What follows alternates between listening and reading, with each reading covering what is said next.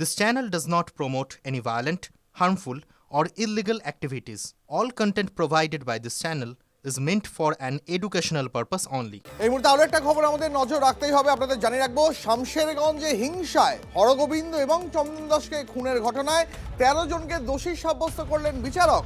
জঙ্গিপুর আদালতে আজ এই 13 জনকে দোষী সাব্যস্ত করা হয়। আপনাদের জানিয়ে রাখবো শামশেরগঞ্জে হিংসার ঘটনায় হরগোবিন্দ এবং চন্দন দাসকে খুনের ঘটনায় আজ 13 জনকে দোষী সাব্যস্ত করলেন বিচারক।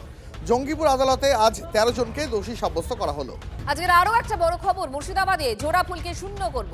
কোন শক্তি থাকলে মুর্শিদাবাদে খাতা খুলে দেখা নতুন দল গড়িয়ে কথা বলছেন কে? তৃণমূলকে সরাসরি চ্যালেঞ্জ ছুড়েছেন হুমায়ুন কবির। তৃণমূল সরকারকে তুড়ি মেরে ওড়াবো বলেও হুঙ্কার দিয়েছেন হুমায়ুন কবির। অপূর্ব সরকার তাদের সঙ্গে বসে আলোচনা করে বললেন যে হুমায়ুন কবিরকে যদি দল থেকে সাসপেন্ড করি বা বের করে দিই মুর্শিদাবাদের ক্ষতি হবে। তারা নির্দ্বিধায় বলে দিল কোনো ক্ষতি হবে না। আমি মমতা ব্যানার্জি আপনাকে মুর্শিদাবাদে আজকে চ্যালেঞ্জ, আমার কোন শক্তি থাকলে মুর্শিদাবাদে আপনি খাতা খুলে দেখাবেন। মুর্শিদাবাদে 22টা সিটে আপনি খাতা খুলবেন। বিজেপি হয়তো 2-1টা সিট বাড়িয়ে নিতে পারে, তাদের যা কৌশল, তাদের যা অর্থবল, তাদের যা কৌশল অবলম্বন করে চলছে। কিন্তু আমি চ্যালেঞ্জ করছি, আমি বেঁচে থাকলে মমতা বন্দ্যোপাধ্যায় জোড়া ফুলের জিরো করব। হুমায়ুন কবির দিবা স্বপ্ন দেখতেই পারেন, তাতে ভারতীয় সংবিধান তাকে আটকাচ্ছে না। কিন্তু একটা বাংলায় প্রবাদ আছে জানেন, আরশোলারও শখ হয় পাখি হতে। আরশোলা যখন ডানা নিয়ে ওড়ে ভাবে সেও পাখি, কিন্তু দিনের শেষে আরশোলাই থাকে। হুমায়ুন কবির যাদের নিয়ে এত বড় বড় কথা বলছেন, ওনার এই কথাগুলো মাথায় রাখা উচিত ছিল। উনি এর আগে কতবার দল বদলেছেন, উনি আগে ঠিক করুন উনি কোথায় থাকবেন। ওনার তো বাকি রয়েছে এখনো শুধুমাত্র বোধহয় এসইউসিআই যোগ দেওয়া, ওটাই শুধু বাকি রয়েছে। এর বাইরে হুমায়ুন কবিরের যে রাজনৈতিক কোনো অস্তিত্ব নেই 2019 সালে প্রমাণ হয়ে গিয়েছে। ওনার মুর্শিদাবাদের মাটিকে ওনাকে গোহারা হারিয়ে দিয়ে সংখ্যালঘু মানুষরা শিক্ষা দিয়েছিলেন, তাতে পুরো শিক্ষা হয়নি। এবার 26-এ বাকি শিক্ষাটা বাংলার মানুষ, মুর্শিদাবাদের মানুষ দিয়ে দেবে। রাজ্যে মুসলিমদের উন্নয়ন নিয়ে মুখ্যমন্ত্রীকে নিশানা হুমায়ুনের। মুসলিমদের ভুল বোঝাচ্ছে তৃণমূল, দাবি হুমায়ুন কবিরের। মুসলমানদেরকে আপনি বলছেন দুধেল গায়, কি দিয়েছেন মুসলমানদের? আপনি কটা মুসলিমকে চাকরি দিয়েছেন? আপনি 6টা দপ্তরের মন্ত্রী আছেন, 3-6-18টা প্রতি বছর আপনি চাকরি দিতে পারেন। কটা মুসলমানকে দিয়েছেন? শুধু মুখে মুসলমানদের ভালোবাসা। মুসলমান অত বোকা নেই, মুসলমান অনেক শক্তিশালী জায়গায় পৌঁছেছে। একটা কথা আছে না কবিগুরুর, তোমাকে বধিবে যে গোকুলে বাড়িছে সে। মুসলমানরা তোমাকে জবাব দেবে। ওয়েট করেন মুখ্যমন্ত্রী, আর আপনার পালোয়ান ভাইপুকেও বলুন যত খুশি আইপ্যাকের লোককে পাঠান, আর যে 3 মাস বাকি আছে লুটে নেন, যা পারবেন লুটে নেন। 3 মাস পরে আর আপনাদের আইপ্যাকের ডাকে কেউ যাবে না, যাওয়া বন্ধ করে দেবো। মুর্শিদাবাদে এখন থেকেই বন্ধ হয়ে যাবে, আর রাজ্যেও বন্ধ করে দেবো। হুমায়ুন কবির আজ নতুন দলের কথা ঘোষণা করলেন এবং শুধু তাই না, তার পাশাপাশি নতুন দল খুলেই ব্রিগেড থেকে সভারও ঘোষণা করলেন হুমায়ুন কবির। বললেন আসন্ন জানুয়ারিতেই ব্রিগেডে তিনি অনুমতি পেলেই সভা করবেন। শুধু তাই নয়, ব্রিগেডের ওই সভা থেকে তৃণমূলের রাজনৈতিক মৃত্যু ঘণ্টাও বাজিয়ে দেব, হুঙ্কার দিলেন হুমায়ুন কবির। এই কোনাল ঘোষ আবার বলছে ক্ষমতা থাকলে ব্রিগেডে করে দেখাক।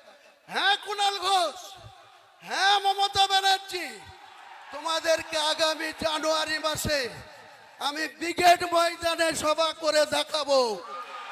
তোমাদের রাজনৈতিক মৃত্যু ঘণ্টা সেদিন বাজিয়ে দিব কলকাতার ব্রিগেড। পারলে হুমায়ুন কবিরকে রুখে দিবা। আমি তারিখ ঘোষণা করছি না, 31শে জানুয়ারির আগেই হবে, জানুয়ারি মাস পার হতে দেব না। শুধু তো মুখ্যমন্ত্রী মমতা বন্দ্যোপাধ্যায়কে নন, আজ সরাসরি রাজ্যের বিরোধী দলনেতা শুভেন্দু অধিকারকেও চ্যালেঞ্জ ছুড়ে দিয়েছেন হুমায়ুন কবির। হুঁশিয়ারি দিয়ে রেখেছেন প্রয়োজন পড়লে 200 আসনে লড়বেন এবং 100 আসনে জিতে দেখাবেন। ক্ষমতা থাকলে বিধানসভায় গায়ে হাত দিয়ে দেখান, চ্যালেঞ্জ করলেন জেইউপি প্রধান।